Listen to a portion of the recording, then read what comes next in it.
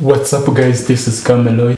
I attach camera body with a mount fit lens. We turn it on, press the shutter, beep. The image came out. Easy. But to make underexposed or overexposed, we do not want that. We want it well exposed. If you do not know how, this is how. We have to ask 3 questions in order to take good photo. First one, which subject am I going to photograph? People, house, insect, or it is. Which scene do I have? Indoor or outdoor? The third one, which exposure mode am I going to use? Manual or automatic? All of that questions will be your companion in selecting the equipment to use, selecting exposure mode, or know your challenge. So we have to know exposure is the amount of light reached on your camera sensors in a given time. Those exposure will depend on 3 important components: aperture, shutter speed, and ISO.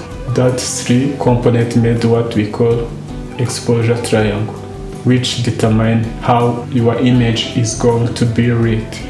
A simple analogy on exposure is going to be like collecting water in the bucket. So bucket is going to be like camera sensor, water is going to be the light, because in a photograph we are using light. Collecting water in the bucket, we are collecting water. So in the camera we are collecting light, vice versa. If you expose your bucket too long on the faucet, the amount of water being collected will be much higher. In the photograph, when you expose your sensor too long on the light is going to be too much in the image. When collecting the water in the bucket, the pipe diameter is going to determine how much the water is going to be collected. So vice versa in photograph, the aperture equal to diameter of the pipe. So when the aperture is wide, it's going to collect more light in the image. The amount of water you are going to collect is also going to be determined by the pressure energy within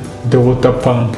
If we increase the pressure in the water faucet, it's going to increase the water we are collecting in the bucket. In a photograph, this translates to sensitivity of camera sensor. If we increase the sensitivity of a camera sensor to the right, the camera is going to collect more light because it's seeing very fast.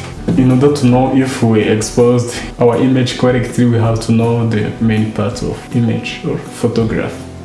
Each photograph taken consists of highlight as the brighter part in the image, mid-tone as the 80% gray part in the image, and we had shadow, which is the darkest part in the image. So if you overexposed your image, highlight is going to become white, and white means pixel information is clipped or is lost. You cannot recover it. Pay attention.